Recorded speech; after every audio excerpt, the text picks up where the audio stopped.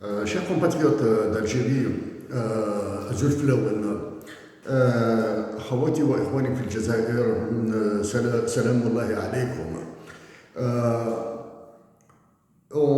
En tant que candidat à l'élection présidentielle de septembre 2024, je suis dans l'obligation de continuer à soutenir cette charge infernale, cette cadence infernale à laquelle nous sommes tous soumis. La charge et la cadence infernale imposée par des généraux et Emmanuel Macron. Donc, ces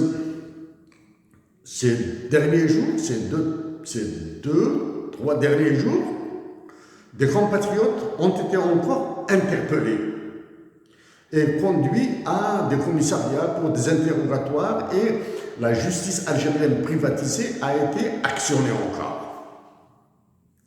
Les dernières personnes dont on connaît les noms sont mes compatriotes Ali Belhadj, Fethi Gharras et Karim Tabou.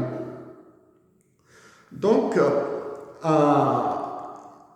ces trois compatriotes, après avoir connu la misère imposée, la misère politique, la misère intellectuelle imposée par les généraux, risquent encore d'aller en prison, où ils rejoindront Hassan El-Khadi et tous les autres détenus. Chers compatriotes d'Algérie, dans ce que je dirai après, je vous demande de comprendre l'importance de la participation massive à la prochaine élection présidentielle. Je suis exclu du paysage médiatique, c'est normal, c'est compréhensible de la part des généraux, pas des médias. Ok? Je suis exclu du champ informationnel. Et ceci ne me dérange en aucun cas. Ok? Chers compatriotes d'Algérie, donc en plus de vous demander de participer massivement à l'élection présidentielle du 7 septembre, je vous demande encore, je vous supplie encore de demeurer pacifique à tous mes compatriotes d'Algérie. Je vous demande respectueusement, humblement, de vous taire. S'il vous plaît, Brahmet el-Waldi, taisez-vous en Algérie, ne parlez plus.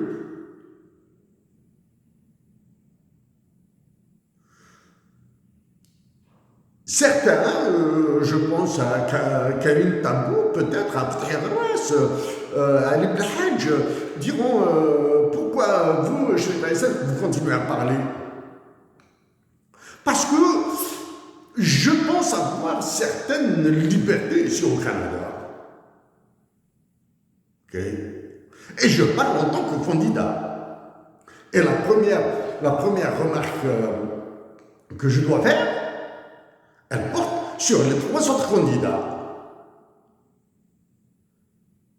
À qui il est interdit de s'exprimer, de réagir à vos interpellations, à vos arrestations, à vos interrogatoires. Il est interdit. Je ne vais pas aller dans une analyse profonde de ce qui se passe, de ces arrestations-là. Il est impossible d'y aller dans une analyse profonde. Le premier élément, c'est une délimitation du champ d'intervention. Les durs qui tiennent l'état-major de l'armée, complètement asservis par Emmanuel Macron, asservis à Emmanuel Macron. Je reviendrai sur Emmanuel Macron. Parce que mon intervention portera sur lui, plus exactement, hein, sur Emmanuel Macron. Donc, les Turcs qui tiennent l'état-major de l'armée aux ordres d'Emmanuel Macron, en plus de ne pas savoir réfléchir,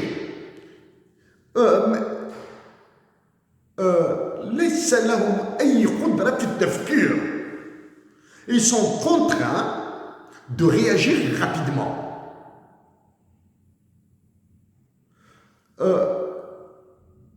Ils sont obligés de réagir rapidement à des événements. Donc, à mes chers compatriotes d'Algérie, et en particulier à Fethi Gharas actuellement, Ali Ibn Hajj et Karim Tabou, humblement, évitez les réactions publiques, évitez les interventions publiques. Laissez passer cette élection présidentielle du 7 septembre. Et après, bon, vous êtes libre, bien sûr que vous êtes libre de faire ce que vous voulez. Et il sera à votre honneur de continuer à travailler pour une Algérie nouvelle. Ok? Votre interpellation récente, etc., est une mesure de diversion des plus basses. J'ai dit auparavant, et à plusieurs reprises, que quiconque a trahi Hussein Ahmed est infréquentable. Quiconque a trahi Hussein Ahmed est infréquentable. Je maintiens ce théorème. Ok? Et à ce théorème, j'ai rajouté un autre axiome. Quiconque a trahi Younes Mahmoud est infréquentable lui aussi. Venons aux faits. Donc, les généraux algériens, à la boîte d'Emmanuel Macron, ils sont incapables de réfléchir. Comme tous les militaires, ils ignorent les processus de réflexion là. Non. Ils sont obligés de réagir rapidement à des événements. Le premier événement, rapide, hein, comme ça, je vais probablement revenir un peu plus en détail dessus. Le premier événement rapide a été simple. L'affaire du Liban. C'est basique, hein? Le Liban dans le noir, l'Algérie a envoyé un bateau de fioul. À côté là, le Niger a été massacré par des inondations récentes de cette semaine-là. Hein. Il a été massacré par les inondations et les débordements, la crue du fleuve Niger. Le fleuve Niger est un fleuve international. J'en ai déjà parlé, et là on touche à l'eau. Hein. C'est très important, mais j'ai déjà traité de ce sujet, mais je l'éviterai maintenant. L'Algérie n'a absolument rien fait. Pour les inondations, n'a absolument rien fait. Ce qui se passe à la frontière algérienne, malienne, algéro-malienne et algéro-nigérienne et nigéro-malienne. Okay? C'est un triangle. Hein? Comme je l'ai dit, il deviendra un Kosovo, il deviendra une Ukraine, il deviendra une Crimée, il deviendra tout ce que vous voulez là. Hein? À cause d'Emmanuel Macron et à cause de sa domination de toutes ces figures algériennes qui prétendent aimer la patrie.